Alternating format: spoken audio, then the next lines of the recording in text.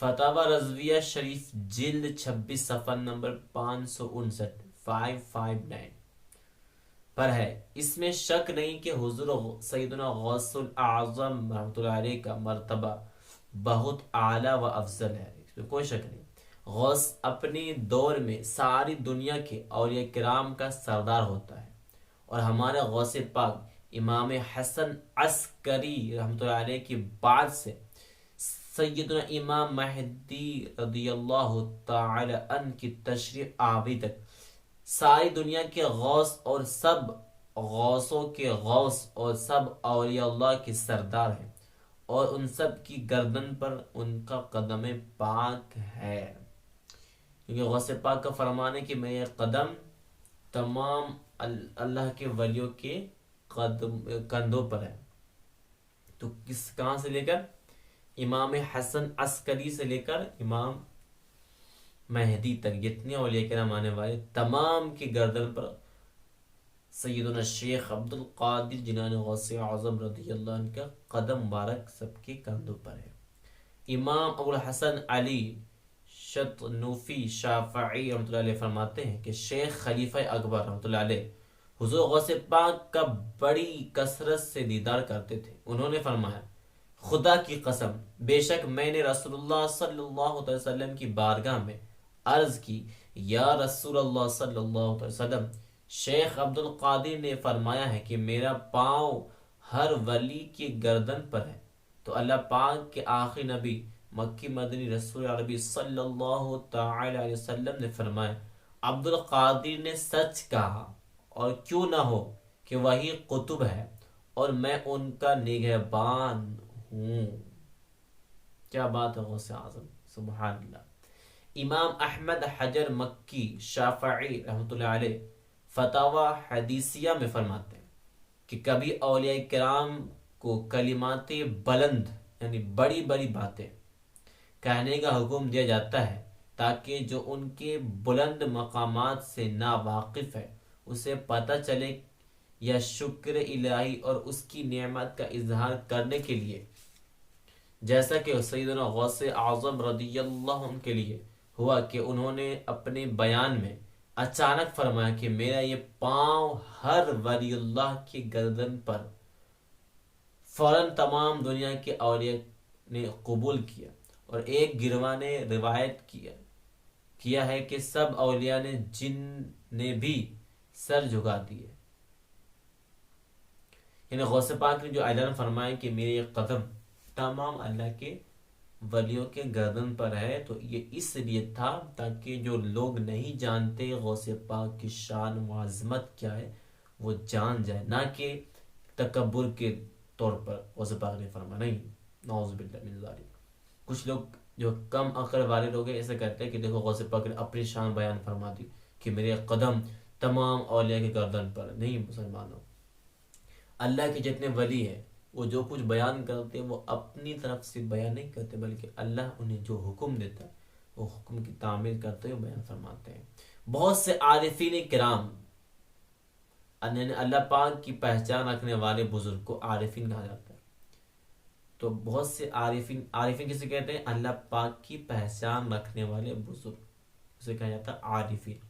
تو بہت سارے عارفین کرام نے فرمایا ہے کہ حضور سیدنا شیخ عبد القادر جیلانی نے یہ فرمایا تھا، کیا فرمایا تھا؟ قدمی ہذہ علی رقبۃ کل ولی اللہ، اپنی طرف سے نہ فرمایا بلکہ اللہ پاک نے ان کی قطبیت کبریٰ یعنی بہت بڑا ولی اللہ ہونا ظاہر کرنے کے لیے انہیں فرمانے کا حکم دیا ہے۔ اللہ نے فرمایا، لہذا کسی ولی کو گنجائش نہ ہوئی کہ گردن نہ جھکاتا اور قدم مبارک اپنی گردن پر نہ لیتا، بلکہ کئی روایتوں میں ہے کہ بہت سے پہلے کے اولیاء کرام نے حضور غوث پاک کی ولادت مبارکہ یعنی پیدائش سے تقریباً 100 سال پہلے خبر دی تھی کہ عنقریب عجم میں ایک صاحب عظیم پیدا ہوں گے، اور یہ فرمائیں گے کہ میرا یہ پاؤں ہر ولی اللہ کے گردن پر ہے۔ اس فرمانے پر اس وقت کے تمام اولیاء ان کے قدم کے نیچے سر رکھیں گے اور اس قدم کے سائے میں داخل ہوں گے۔ اب سنو، سلسلہ قادریہ میں مرید و طالب ہونے کی برکت کیا ہے، سنو۔ غوث پاک سیدنا الشیخ عبد القادر جیلانی رحمۃ اللہ علیہ فرماتے ہیں کہ اللہ پاک نے مجھ سے وعدہ فرمایا ہے، توجہ سے کیا فرمایا، وعدہ فرمایا کہ میرے مریدوں کو جنت میں داخل فرمائے گا۔ سبحان اللہ، الحمدللہ عز وجل۔ شیخ طریقت امیر اہل سنت حضرت علامہ مولانا محمد الیاس عطار قادری رضوی دامت برکاتہم العالیہ اس دور کے عظیم علمی و روحانی شخصیت ہیں، جن کی برکت سے لاکھوں مسلمانوں کی زندگیاں بدل گئیں اور وہ راہ سنت پر چل پڑے۔ خیر خواہی کے جذبے کے تحت مدنی مشورہ ہے کہ میں آپ سے مشورہ دینا چاہتا ہوں کہ آپ بھی امیر اہل سنت دامت برکاتہم العالیہ کے ذریعے سیدی حضور غوث پاک کے سلسلے میں مرید ہو جائیں، اور اگر آپ پہلے سے کسی پیر صاحب کے مرید ہیں تو بیعت برکت حاصل کرنے کے لیے طالب ہو جائے، انشاءاللہ عز و جل دنیا و آخرت میں اس کی خوب برکتیں نصیب ہوگی۔ حضور شیخ سیدنا عبد القادر جیلانی غوث اعظم رضی اللہ تعالی عنہ سے شیاطین کا مقابلہ۔ شیخ عثمان صریفینی رحمۃ اللہ علیہ فرماتے ہیں کہ میں نے شہنشاہ بغداد حضور غوث پاک رحمۃ اللہ علیہ کی زبان مبارک سے سنا، کیا سنا، کہ میں شب و روز بیابانوں اور ویران جنگلوں میں رہا کرتا تھا۔ غوث پاک فرماتے ہیں کہ دن رات جو ہے ویران جنگلوں میں رہا کرتا تھا، میرے پاس شیاطین مسلح ہو کر ہیبت ناک شکلوں میں قطار در قطار، یعنی شکل کو بدل کر ہیبت والا، اور لائن بائی لائن آتے اور مجھ سے مقابلہ کرتے، مجھ پر آگ پھینکتے، مگر میں اپنے دل میں بہت زیادہ ہمت اور طاقت محسوس کرتا، اور غیب سے کوئی مجھے پکار کر کہتا، اے عبد القادر اٹھو، ان کی طرف بڑھو، مقابلہ میں ہم تمہیں ثابت قدم رکھیں گے، یعنی جمے رہنے دیں گے اور تمہاری مدد کریں گے۔ پھر جب میں ان کی طرف بڑھتا تو وہ دائیں بائیں یا جدھر سے آتے اسی طرف بھاگ جاتے، ان میں سے میرے پاس صرف ایک ہی شخص آتا اور دوڑاتا اور مجھے کہتا کہ یہاں سے چلے جاؤ، شیطانوں میں سے۔ تو غوث فرماتے تو میں اسے ایک تماچا مارتا تو وہ بھاگتا نظر آتا، پھر میں غوث پاک فرماتے کہ پھر میں کیا کرتا، غوث پاک فرماتے پھر میں لا حول ولا قوت الا باللہ العلی العظیم پڑھتا تو وہ جل کر خاک ہو جاتا۔ نگاہ ولی میں وہ تاثیر ہوتی ہے کہ وقت کا چور بھی ولی بن جاتا ہے۔ چنانچہ سیدنا غوث اعظم رحمۃ اللہ علیہ مدینہ منورہ سے حاضری دے کر ننگے پاؤں بغداد شریف کی طرف آ رہے تھے کہ راستے میں ایک چور کھڑا کسی مسافر کا انتظار کر رہا تھا کہ کوئی مسافر مل جائے، اس کو لوٹ لے، یہ سوچ کر کھڑا تھا۔ آپ رحمۃ اللہ علیہ نے غوث پاک جب اس کے قریب پہنچے تو پوچھا تم کون ہو؟ اس نے جواب دیا کہ دیہاتی ہوں۔ غوث پاک نے اس سے پوچھا تم کون ہو؟ تو اس نے کہا کہ میں دیہاتی ہوں، مگر آپ غوث پاک نے کشف کے ذریعے اس کی معصیت اور بد کرداری کو لکھا ہوا دیکھ لیا، اور اس چور کے دل میں خیال آیا کہ شاید یہ غوث اعظم رحمۃ اللہ علیہ ہیں۔ آپ رحمۃ اللہ علیہ کو اس کے دل میں پیدا ہونے والے خیال کا علم ہو گیا، تو آپ رحمۃ اللہ علیہ نے فرمایا کہ میں عبد القادر ہوں۔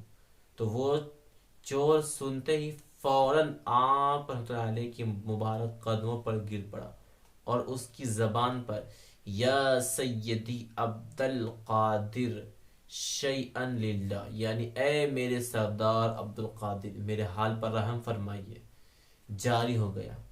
آپ کو اس کی حالت پر رحم آ گیا اور اس کی اصلاح کے لیے بارگاہ الہی عز و جل میں متوجہ ہوئے تو غیب سے ندائی، اے غوث اعظم، اس چور کو سیدھا راستہ دکھا دو اور ہدایت کی طرف رہنمائی فرماتے ہوئے اسے قطب بنا دو۔ چنانچہ آپ کی نگاہ فیض و رساں سے وہ قطبیت کے درجے پر فائز ہو گیا۔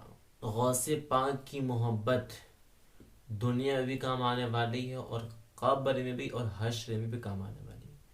چنانچہ بغداد شریف کے محلہ باب الازج کے قبرستان میں ایک قبر سے مردہ کے چیخنے کی آواز سنائی دینے کی متعلق یعنی سنا دے رہی تھی، تو اس کے متعلق لوگوں نے حضرت کس سے پوچھا؟ حضرت غوث پاک رحمۃ اللہ علیہ کی بارگاہ میں عرض کیا کہ آوازیں آ رہی ہیں، تو آپ رحمۃ اللہ علیہ نے غوث پاک نے پوچھا کیا اس قبر والے نے مجھ سے خرقہ پہنا ہے؟ لوگوں نے عرض کیا حضور والا اس کا ہمیں علم نہیں، یعنی ہمیں نہیں پتا۔ پھر آپ نے پوچھا اس نے کبھی میری مجلس میں حاضری دی تھی؟ تو لوگوں نے عرض کیا کہ بندہ نواز اس کا بھی ہمیں علم نہیں، یعنی ہمیں نہیں پتا اس کے بارے میں۔ اس کے بعد آپ نے پوچھا کیا اس نے میرے پیچھے نماز پڑھی ہے؟ لوگوں نے پھر عرض کیا کہ ہم اس کے متعلق بھی نہیں جانتے۔ تو آپ نے ارشاد فرمایا کہ بھولا ہوا شخص ہی خسارے میں پڑتا ہے، یعنی نقصان میں پڑتا ہے جو شخص بھول جاتا ہے۔ اس کے بعد آپ رحمۃ اللہ علیہ نے مراقبہ فرمایا اور آپ رحمۃ اللہ علیہ کے چہرہ مبارک سے جلال، ہیبت اور وقار ظاہر ہونے لگا۔ آپ نے سر مبارک اٹھا کر فرمایا کہ فرشتوں نے مجھ سے کہا ہے۔ اس نے فرشتوں نے کس سے کہا؟ غوث پاک سے کہا۔ فرماتا غوث پاک کہ فرشتوں نے مجھ سے کہا ہے کہ اس شخص نے آپ کی زیارت کی ہے اور آپ سے حسن ظن اور محبت رکھتا تھا، تو اللہ عز و جل نے آپ کے سبب یعنی آپ کے ذریعے سے اس پر رحم فرما دیا ہے۔ اس کے بعد سے اس قبر سے کبھی بھی آواز سنائی نہ دی۔ سوچو مسلمان، تو غوث پاک کی محبت قبر میں بھی کام آنے والی ہے، لہٰذا ہمیں غوث پاک سے بے انتہا محبت کرنی چاہیے اور محبت کا تقاضا یہ ہے کہ ان کی زندگی کو ہمیں اپنی زندگی پر لانا ہے۔ غوث پاک نے ہمیں جو حکم دیا، جو چلنے پر کس طرح زندگی گزارا جائے اور انہوں نے کس طرح اپنی زندگی گزارا، تو بے شک یہی اسی کو محبت کہا جاتا ہے۔ اور غوث پاک کی محبت ہمارے دل میں ضروری ہے۔ اگر کوئی غوث پاک سے محبت نہیں رکھتا ہے، بغض رکھتا ہے، تو اس کا ٹھکانہ جہنم، یاد رکھو مسلمان، کیونکہ وہ اللہ کے ولی ہے اور اللہ خود فرماتا ہے جس نے میرے کسی ولی سے دشمنی کی اس نے مجھ سے دشمنی کی۔ اب بتا جس نے اللہ سے دشمنی کی کیا وہ جنت میں جائے گا؟ بالکل نہیں جانے والا۔ اس لیے یاد رکھیں اللہ کے جتنے ولی ہیں تمام ولیوں سے ہماری عقیدت و محبت ہونی چاہیے، بے انتہا محبت۔ غوث پاک سے بالخصوص، کیونکہ غوث پاک تمام ولیوں کی سردار ہے۔ وہ غوث پاک جو اپنی مریدوں کے لیے اللہ سے فریاد کرتے رہے کہ میرے مریدوں کو عذاب کو تخفیف کر دیا جائے، کم کر دیا جائے، ان کے قبر کو میں آسانی کر دی جائے، یہ تمام چیزیں ہمارے لیے کرتے۔ کہ ہم اس غوث پاک سے محبت نہ کریں تو کس سے کریں؟ لہٰذا غیر جو فرقہ پرست لوگ جو ہے یعنی اہل سنت والجماعت سے یہ تو نکلے ہوئے، ان کی بات تمہیں نہ آئے۔ غوث پاک کا دامن تھامے مضبوطی سے اور غوث پاک کے نقش قدم پر چلے، انشاءاللہ یہ غوث پاک ہمیں مدینہ مبارکہ میں رہنے والے پیارے پیارے آقا حضرت محمد مصطفیٰ صلی اللہ تعالی علیہ وسلم کے پاس لے جانے والے، اور حضور جنت تو حضور کے لیے۔